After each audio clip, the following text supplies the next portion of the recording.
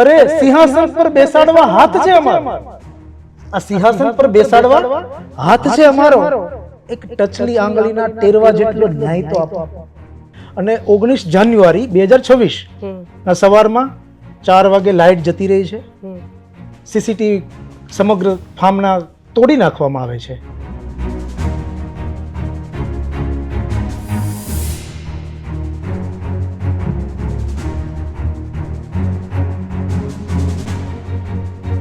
ગાયો કેટલા મારી પાસે 60 ગાયો છે, 3 ઘોડીઓ છે અને ઘોડાને પણ એમને છોડી મૂક્યા, ગાયોને છોડી મૂક્યા. ત્યાં અમે સજીવ ખેતી કરીએ છીએ. સજીવ ખેતી એટલે અમારે બધા જીવોને સાથે રાખવું.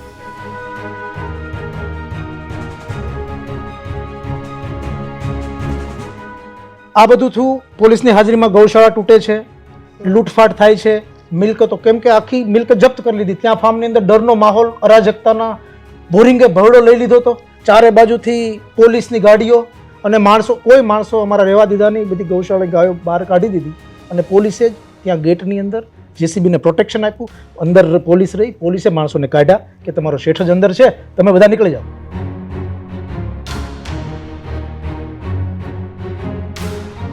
ત્યાં નીચેના માણસો અમને એવી દાદાગીરી બેન આપતા હતા કે તમે અહીંથી ઘસી જાઓ, હજી તમે જતા રહેજો, હજી કાંઈ આડાવડા થતા નહીં, કેમ કે આપણા જે દાદા જે છે ભૂપેન્દ્રભાઈ પટેલ, એમના આ માણસો છે.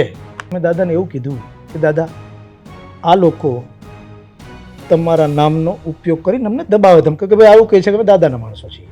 અને મેં નામ આપ્યા કે તરુણ પટેલ ને બીજા ભાઈ જે હતા એનું નામ આપ્યું. હવે દાદાનો જે પ્રતિભાવ હતો પછીનો, એ પ્રતિભાવથી અમને થોડુંક દુઃખ લાગ્યું, કેમ કે અમે તો ફરિયાદ લઈને ગયા હતા. અરે ભીખ માગીને ન્યાય મેળવવાનો સ્વભાવ નથી અમારો. ભીખ માગીને ન્યાય મેળવવાનો સ્વભાવ નથી અમારો. કરવી જ હોય કસોટી કિશોરની તો સાચો તપાસનો એક હુકમ તો આપો.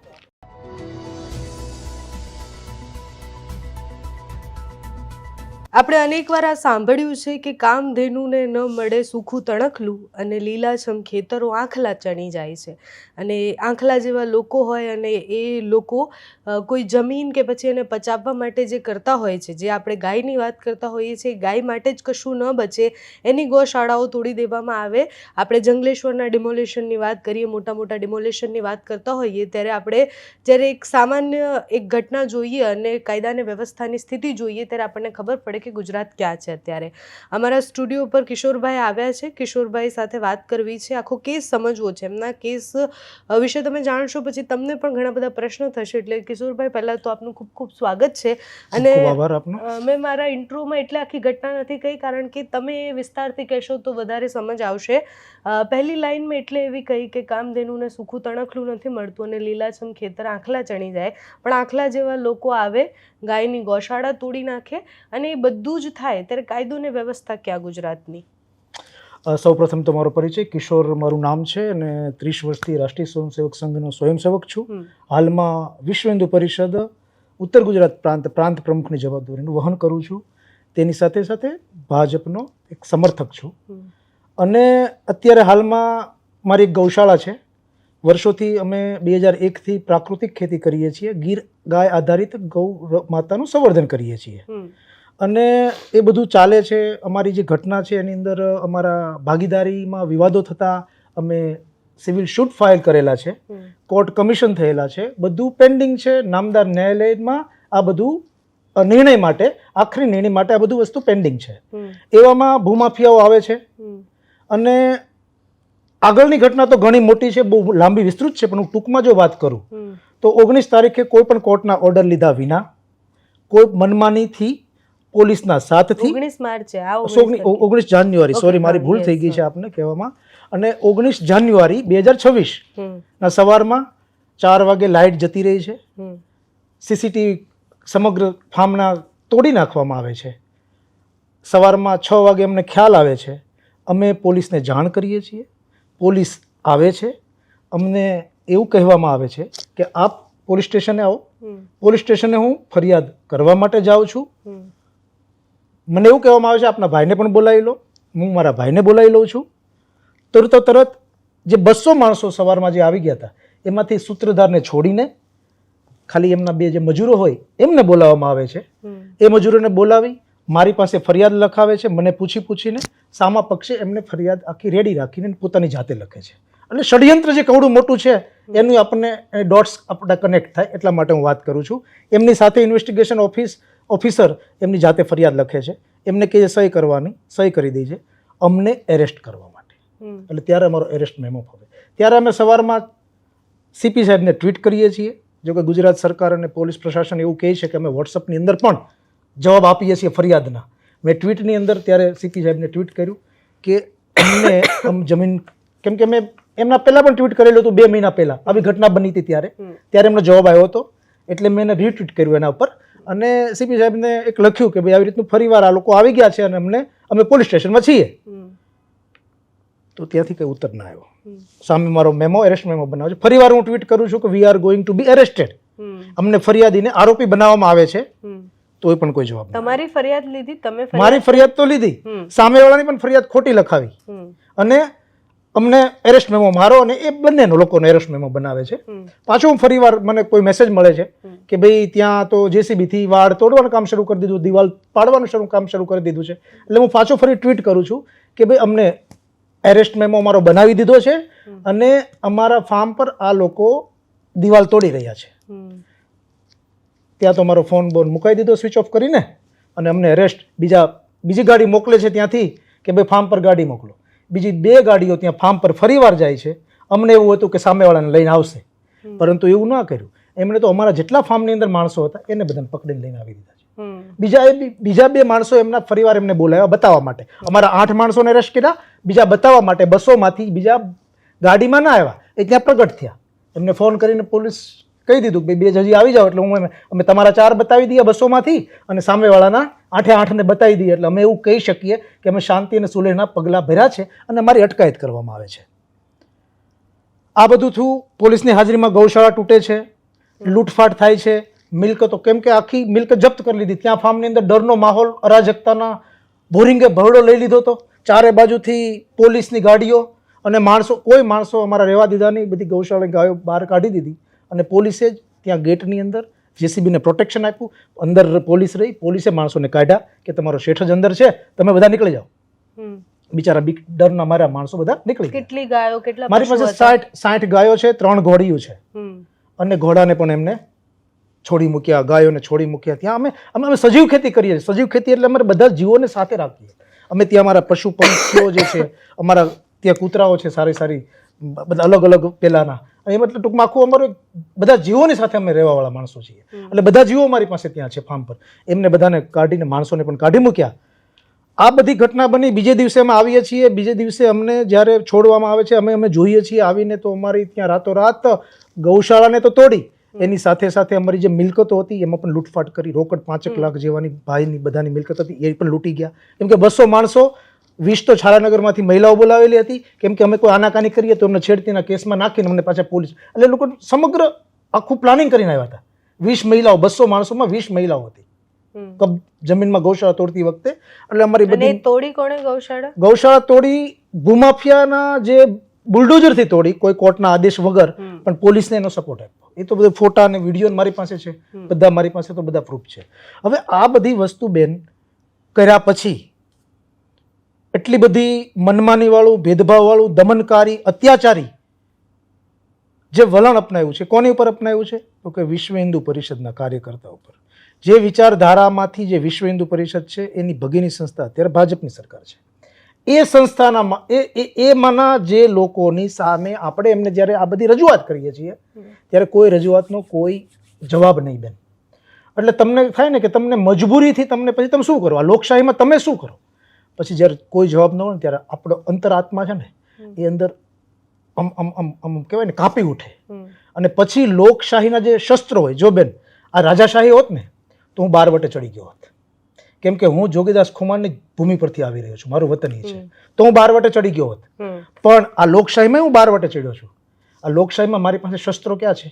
મારી પાસે શસ્ત્રો છે વાણી સ્વાતંત્ર્ય, મારી પાસે કાગળ છે, મારી પાસે પેન છે. એનાથી હું અત્યારે 12 વટે ચડ્યો છું બેન. અને જે એ 12 વટામાં આજે કંઈક લોકોએ કંઈ કર્યું નથી એટલે મેં છે ને અમૃત ઘાયલને યાદ કર્યા, જે ગઝલકાર જે છે. એમને જ્યારે નહેરુ જ્યારે રાજકોટની અંદર આવ્યા ને ત્યારે એને વ્યંગ ને કટાક્ષ ને માર્મિક ટકોર મારી હતી કે ભાઈ એમને ત્યાં આજુબાજુ સોસાયટીમાં કંઈ કામ નહોતા થતા, એટલે અમૃત ઘાયલે ગઝલ કીધી હતી કે આ બાગમાં ભાગ છે અમારો, એક રૂખું સૂખું ગુલાબ તો આપો. અને બેન બીજે દિવસે રાજકોટ મ્યુનિસિપલ કોર્ટ આખા એરિયામાં બધું સાફ સફાઈ કરી દીધી. કોંગ્રેસની સરકાર હતી, નહેરુ વડાપ્રધાન હતા, વડાપ્રધાને ખાલી અમૃત ઘાયલને સ્ટેજ ઉપર સાંભળ્યા અને જો કાર્ય થઈ ગયું હતું તો મને તો હવે હું ભાજપની સરકાર મારી છે, મારી હિન્દુવાદી સરકાર છે, તો મેં એના પરથી એક રચના બનાવી છે. એ રચના એવી છે એનાથી જો કદાચ મને એમ થાય કે હજી કોઈ લોકોની કંઈક આંખો જાગે, કેમ કે મેં મારા અંતરાત્માથી મનાવી છે. આ સરકારી મહેલોના પાયામાં એક ઈંટનો ભાગ છે અમારો, પડછાએ એના ઊભા રહેવાની રજા તો આપો. આ સત્તાના બેસાડવામાં, આ સત્તાની ખુરશી લાવવામાં એક મત છે અમારો. આ સત્તાની ખુરશી લાવવામાં એક મત છે અમારો. અમારી રજૂઆત કરવાનો એક નાનો સરખો મોકો તો આપો. અરે સિંહાસન પર બેસાડવા હાથ છે અમારો. આ સિંહાસન પર બેસાડવા હાથ છે અમારો. એક ટચલી આંગળીના ટેરવા જેટલો ન્યાય તો આપો. અરે સગા સંબંધી અને ચમચાઓ કરતા તો વધુ સાથ છે અમારો. સગા સંબંધી અને ચમચાઓ કરતા વધુ સાથ છે અમારો. અરે તમારા આભલામાંથી અમારી વફાદારીનું એક ઝાંખું પ્રતિબિંબ તો આપો. ખુમારી છે લોહીમાં એટલે લડવાનો દમ છે અમારો. ખુમારી છે લોહીમાં એટલે લડવાનો દમ છે અમારો. પણ આ બિચારી પ્રજાની પીડાનો સાચો ખોટો જવાબ તો આપો. અરે ભીખ માગીને ન્યાય મેળવવાનો સ્વભાવ નથી અમારો. ભીખ માગીને ન્યાય મેળવવાનો સ્વભાવ નથી અમારો. કરવી જ હોય કસોટી કિશોરની તો સાચો તપાસનો એક હુકમ તો આપો. આ બેન ક્યારે આ શબ્દો ક્યારે નીકળે? જ્યારે આપણે ચારે બાજુથી આપણે આ બધું કરતા હોઈએ ને કહેતા હોઈએ ત્યારે કોઈ કંઈ કરે નહીં ને ત્યારે આપણે આ લોકશાહીની અંદર આપણે જ્યારે આપણે આપણા એક માર્મિક ટકોર છે, આપણે એક વ્યંગ છે, એનાથી હું કહી રહ્યો છું. અત્યારે કોનો કબજો છે જમીન? એ જમીન ઉપર એ લોકોએ એના 7/12માં નામ નથી એવા લોકોએ કબજો લઈ લીધો છે.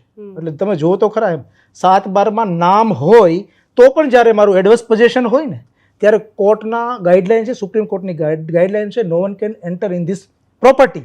તેમ છતાં એ ન લઈ શકે, એના બદલે 7/12માં નામ નથી એવા લોકોએ કબજો લઈ લીધો છે.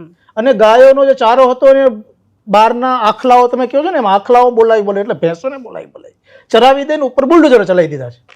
અને બેન આ દેશની અંદર તો સુપ્રીમ કોર્ટની ગાઈડલાઇન છે કે જ્યારે કોઈ પણ કાયદેસરનું હોય કે ગેરકાયદેસરનું હોય, દબાણ ડિમોલિશિસ જ્યારે બુલડોઝરથી કરવાનું હોય ત્યારે તમારે કમિશનર કલેક્ટરનો ઓર્ડર જોઈએ અને પ્રાયર નોટિસ જોઈએ.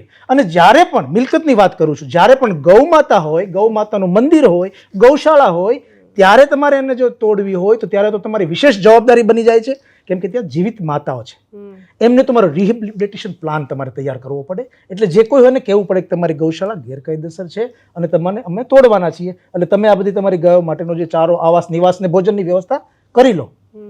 પણ એટલે ગેરકાયદેસર હોય તો પણ કરવું પડે. મારે તો કાયદેસરની ગૌશાળા એટલે મને તો કે જાહેર ગેરકાયદેસર કરી શકે એમ નહોતા. એટલે લોકોએ પોલીસ પ્રોટેક્શન, ગેરકાયદેસર પોલીસ પ્રોટેક્શન લઈ અને આ જમીનનો કબજો લીધો. હવે આ બધી વાત તો ઘણી બધી છે કાયદાકીય રીતેના. હવે એવું થયું કે પછી હવે મારે સીપી પાસે ગયો, સીપી સાહેબ પાસે ગયો, ત્યાંથી કાંઈ મને રિઝલ્ટ ના મળ્યું. એટલે આપણે સ્વાભાવિક છે ક્યાં જઈએ તો કે ભાઈ આપણે હવે પ્રશાસનથી માંડીને રાજકીય લોકો છે આપણા રિપ્રેઝેન્ટેટિવ, એટલે આપણે હર્ષભાઈ પાસે ગયા. હર્ષભાઈને વાત કરી કે ભાઈ હર્ષભાઈ આવું છે.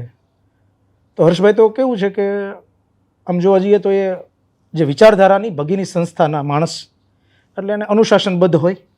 એટલે હર્ષભાઈ કે ભાઈ જો મેં એવું કીધું, કેમ કે ત્યાં નીચેના માણસો અમને એવી દાદાગીરી બેન આપતા હતા કે તમે અહીંથી ઘસી જાઓ, હજી તમે જતા રહેજો, હજી કાંઈ આડાવડા થતા નહીં, કેમ કે આપણા જે દાદા જે છે ભૂપેન્દ્રભાઈ પટેલ, એમના આ માણસો છે, એમના આ ભાગીદાર છે એવી.